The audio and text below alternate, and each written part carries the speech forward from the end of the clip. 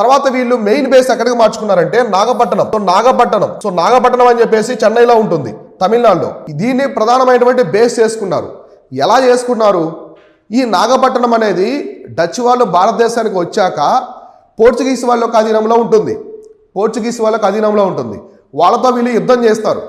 ఇప్పుడు పోర్చుగీస్ వాళ్ళకి డచ్ వాళ్ళకి మధ్య ఒక పెద్ద యుద్ధం జరుగుతుంది. ఈ యుద్ధంలో డచ్ వాళ్ళు గెలుస్తారు, పోర్చుగీస్ వాళ్ళు ఓడిపోతారు. కాబట్టి నాగపట్టణం అనేది డచ్ వాళ్ళ చేతుల్లోకి వెళ్ళిపోతుంది.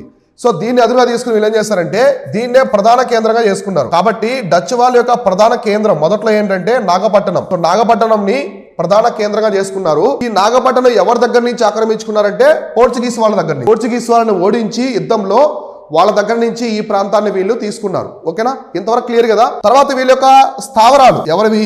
డచ్ యొక్క స్థావరాలు. ప్రధానంగా వీళ్ళు ఫ్యాక్టరీస్ పెట్టినటువంటి స్థావరాలు ఎక్కడంటే సూరత్ అనమాట.